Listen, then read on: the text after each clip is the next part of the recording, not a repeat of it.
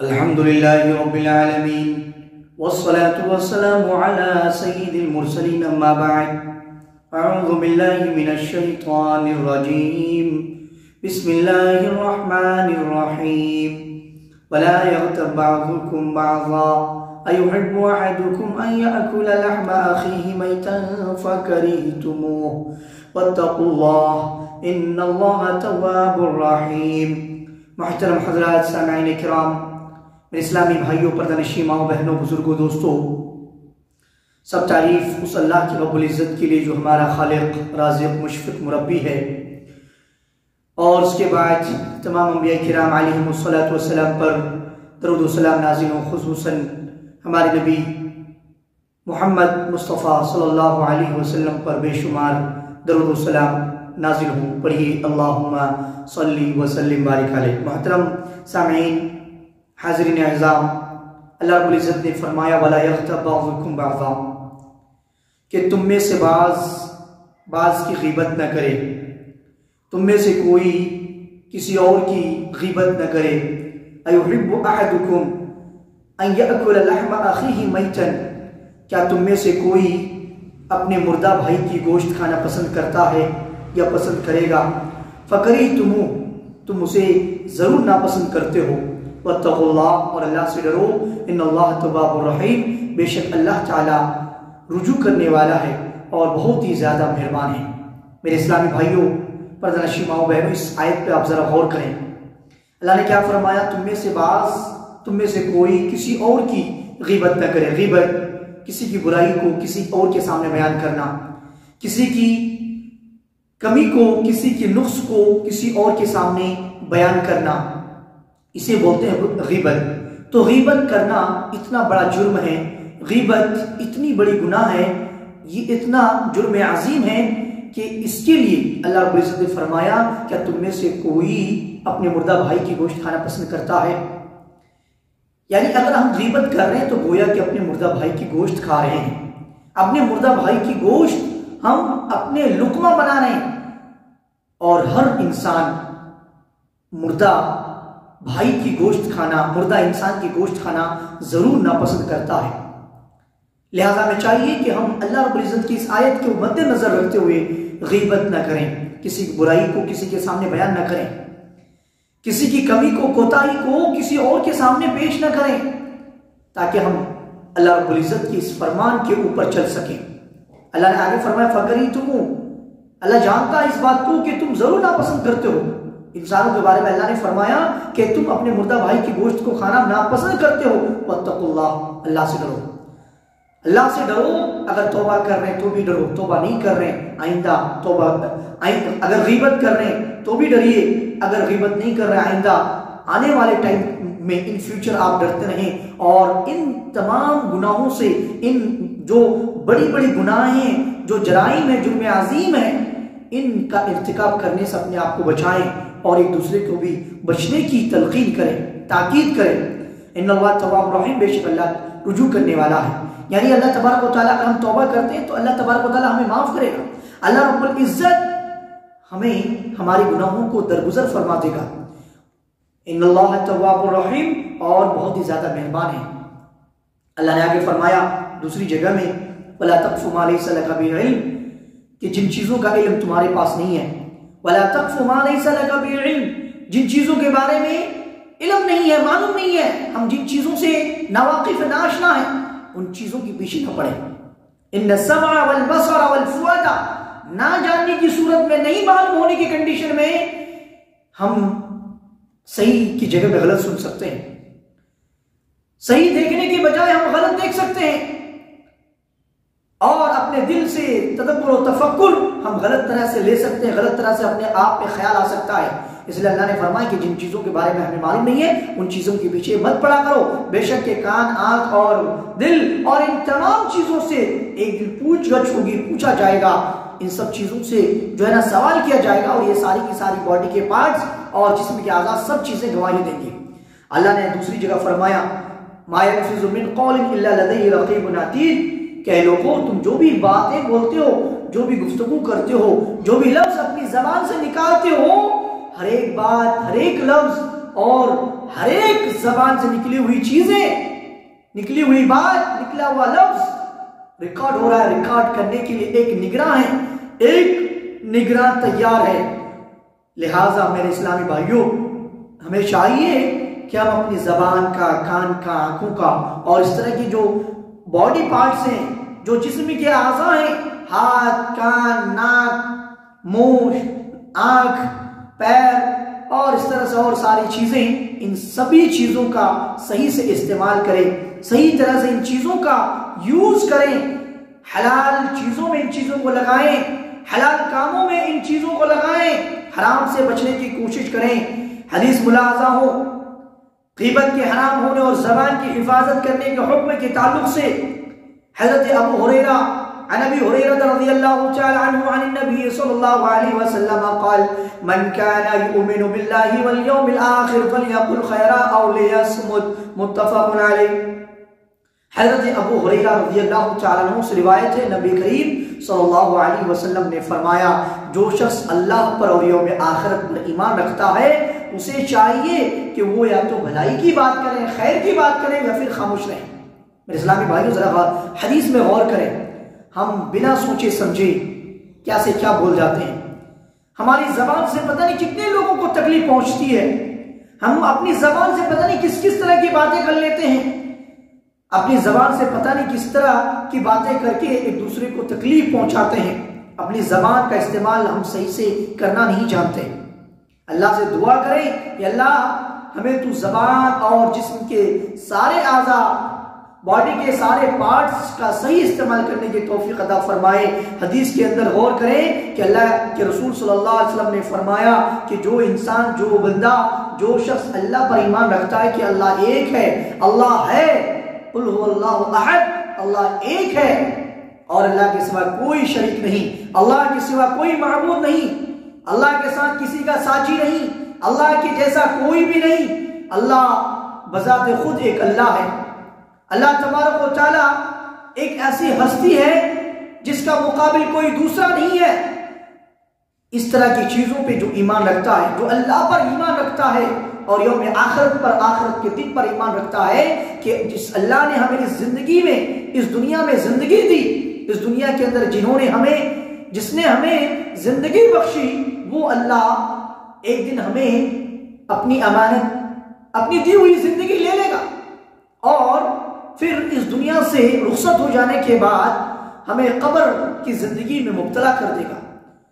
عالم برزخ سے ہمیں دوچار ہونا پڑے گا، قبر کی زندگی سے ہمیں اپنے آپ کو سامنا کرنا پڑے گا، اور پھر قبر کی زندگی کے بعد، اس دنیا سے جانے کے بعد قبر میں قیامت تک رہنا پڑے گا، اور قیامت جب قائم ہوگی، حشر کا میدان ہوگا، حشر کے میدان میں یوم آخرت کے دن، آخرت کے دن پر، فیصلے کے دن پر جو ایمان رکھتا ہے کہ ہم جو بھی دنیا میں کرتے ہیں، دنیا میں ہم جو بھی اعمال سر انجام دیتے ہیں، جس بھی طرح کا کام کرتے ہیں، ان چیزوں کا ہمیں حساب و کتاب دینا ہوگا۔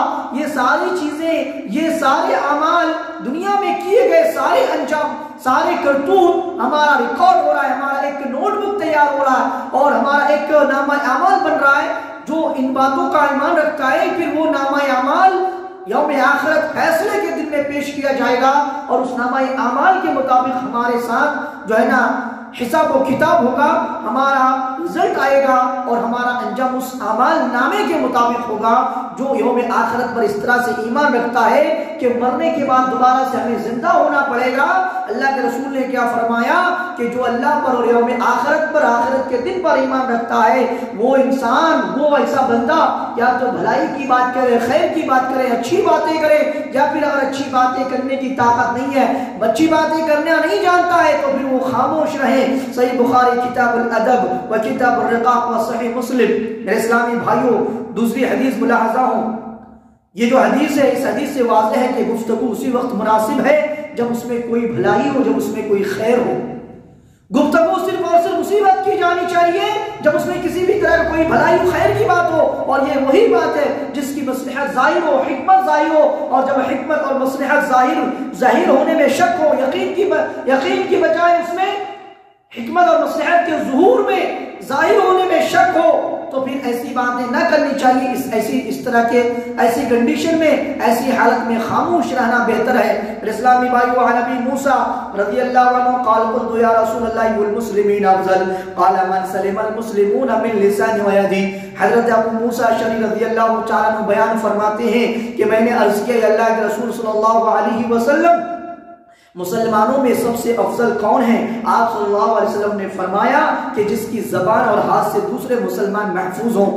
اس حدیث میں ذرا غور کریں کہ اللہ کے رسول نے فرمایا کہ وہ مسلمان سب سے بیسٹ مسلمان ہے، سب سے بیسٹ مسلم وہ ہے جس کے ہاتھ اور زبان سے کوئی دوسرا مسلمان محفوظ رہے. پتہ نہیں ہم میں سے کتنے لوگ ہیں، کتنے ایسے لوگ ہیں کہ ہم جن کو زبان کے ذریعے سے، ہاتھوں کے ذریعے سے پتہ نہیں کتنی تکلیفیں پہنچا چکے ہیں اور ہمیں اس کا کوئی احساس نہیں کیا.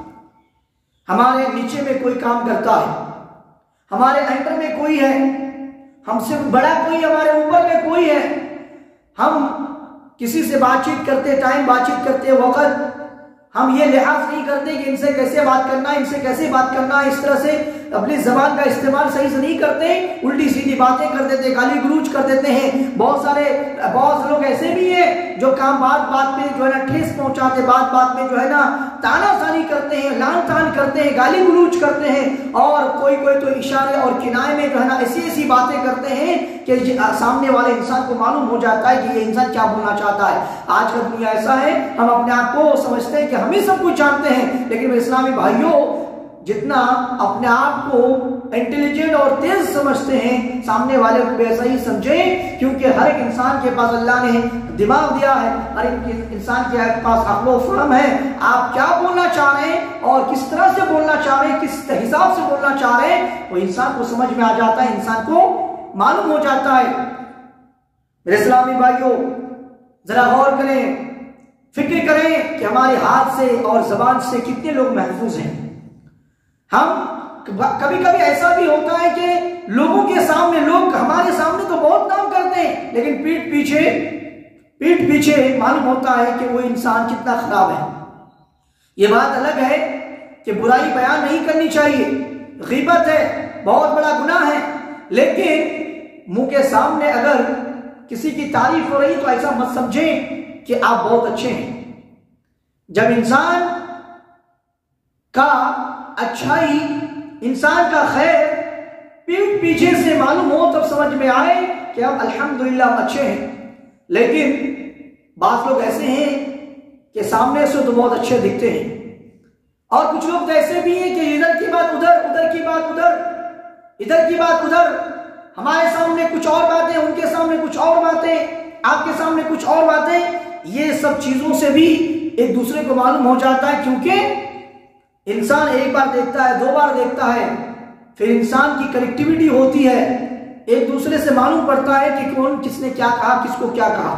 اس لیے میرے اسلامی بھائیوں، مسلمانوں میں سب سے افضل مسلمان وہ ہے جس کی زبان سے اور ہاتھ سے ایک دوسرا مسلمان محفوظ رہے. عن سالم بن سعد قال قال رسول اللہ صلی اللہ علیہ وسلم من یضمن لی ما بین لحییہ وما بین رجلیہ اضمن له الجنہ. متفق علیہ. حضرت ابو موسیٰ اشعری والی جو حدیث جو گزری وہ صحیح بخاری کی حدیث ہے، کتاب الایمان باب ای الاسلام افضل، و کتاب الرقاب، و صحیح مسلم باب بیان تفاضل الاسلام. یہ حدیث صحیح بخاری اور مسلم میں اس طرح سے ہے.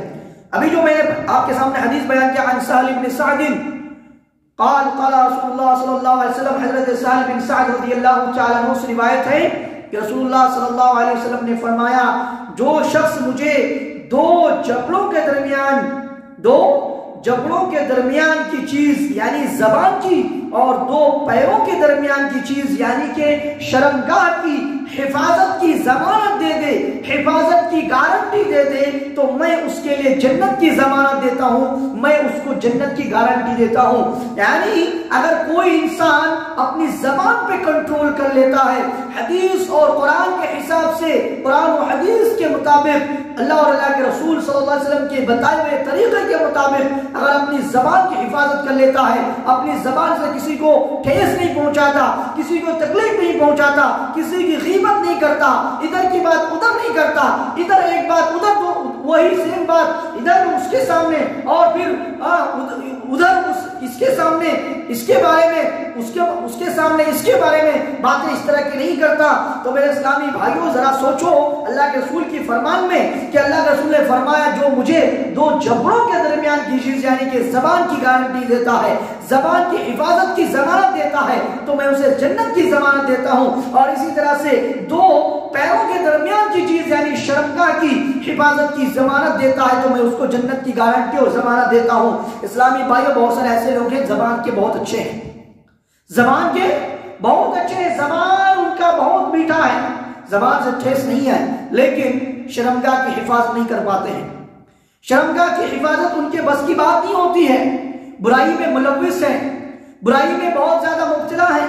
بہت سارے ایسے لوگ ہیں جو اپنی شرمگاہ کی حفاظت کیے ہوئے ہیں, شرمگاہ کی حفاظت کیے ہوئے ہیں, لیکن زبانی اعتبار سے صحیح نہیں ہے. زبان سے پتہ نہیں دنیا میں کتنے دھوکے بازی کیے ہوئے ہیں, کتنے لوگوں سے فراڈنگ کیے ہوئے ہیں, کتنے لوگوں سے چیٹنگ کیے ہوئے ہیں, کتنے لوگوں کو تکلیفیں پہنچا کے رکھے ہیں, اور پتہ نہیں کس طرح کی باتیں وہ کر کے بیٹھے ہیں. تو اس لیے دونوں چیزیں ضروری ہے. اگر جنت کی گارنٹی نبی اکرم صلی اللہ علیہ وسلم سے لینی ہے اور آپ کو پانا ہے تو آپ کو دونوں چیز زبان کی بھی اور شرمگاہ کی بھی ضمانت دینا, حفاظت کی گارنٹی دینا ہے, تبھی جا کے اللہ کے رسول صلی اللہ علیہ وسلم کی طرف سے آپ کو جنت کی گارنٹی ملے گی اور ہمیں گارنٹی ملے گی. میرے اسلامی بھائیوں یہ حدیث صحیح بخاری کتاب الرقاق باب حفظ اللسان, دو جبڑوں کے درمیان زبان ہوتی ہے اور دو پیروں کے درمیان شرمگاہ, ان دونوں کی حفاظت پر جنت کی بشارت ہے, جنت کی خوشخبری ہے.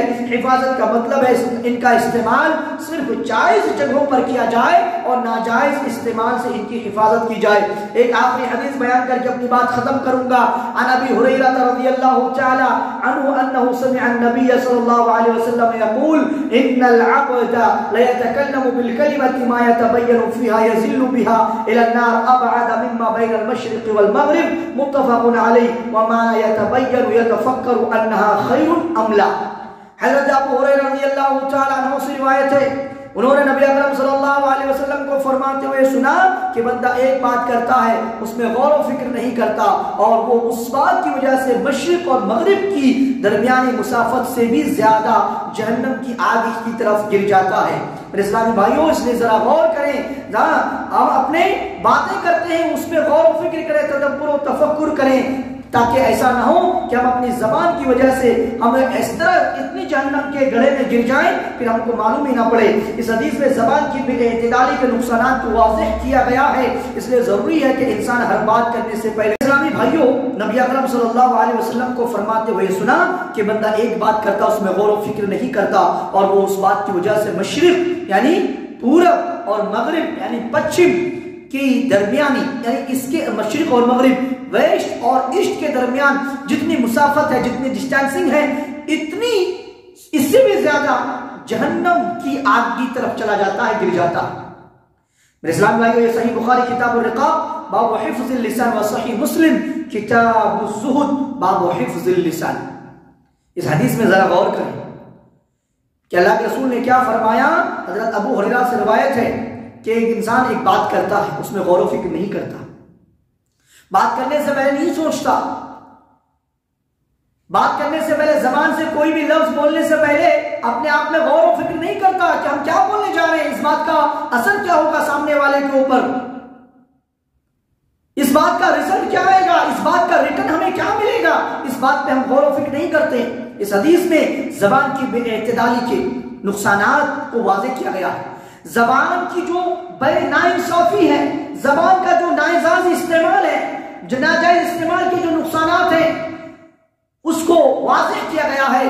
اس لیے ضروری ہے کہ انسان ہر بات کرنے سے پہلے اسے تول لے, ہر بات کرنے سے پہلے اسے جانچ لے, پرکھ لے, سوچ لے, سمجھ لے, غور و فکر کر لے اس بات کے اوپر, تب جا کے وہ بات بولے. میرے اسلامی بھائیوں یہ تو کچھ باتیں زبان کی حفاظت کے تعلق سے جو کہ میں نے آپ کے سامنے پیش کیا. مجھے امید ہے کہ آپ صحیح سے ان باتوں کو سنے ہوں گے, غور و فکر میں آپ لگ جائیے. اللہ تبارک و تعالیٰ سے دعا ہے یا الہ العالمین تو ہمیں قرآن و حدیث کو صحیح سے سمجھنے کی توفیق عطا فرما. یا الہ العالمین اللہ کے رسول صلی اللہ علیہ وسلم کے فرمان کے مطابق ہر ایک چیزوں کا استعمال کرنے کی توفیق عطا فرما, ہر ایک چیزوں کو جائز جگہوں میں, حلال جگہوں میں لگانے کی توفیق عطا فرما, حلال کاموں میں اللہ ہر چیزوں کو لگانے کی اور حلال کام کو کرنے کی توفیق عطا فرما۔ یا اللہ صحیح سنت کے مطابق ہر ایک عمل کو سر انجام دینے کی توفیق عطا فرما۔ یا اللہ تو ہمارے بولنے کو قبول فرما۔ یا الہی دے مجھے طرز تکلم، میری آواز کو تو زندگی دے۔ یا الہی دے مجھے طرز تکلم، میری آواز کو تو زندگی دے، مجھے افکار صالح بھی عطا کر، میری تحریر کو تو بندگی دے۔ یہی سے اپنی بات ختم کرتا ہوں، دعا کرتا ہوں اے اللہ تو ہمیں کہنے اور سننے سے زیادہ عمل کرنے کی توفیق عطا فرما۔ وآخر دعوانا الحمدللہ رب العالمین، سبحانک اللہم و بحمدک، اشہد ان لا الہ الا انت، استغفرک و اتوب الیک، ربنا تقبل منا انک انت السمیع العلیم، وصلی اللہ تعالی علی خیر خلق محمد وآلہ وصحبہ اجمعین، وآخر دعوانا ان الحمدللہ رب العالمین۔ السلام علیکم ورحمۃ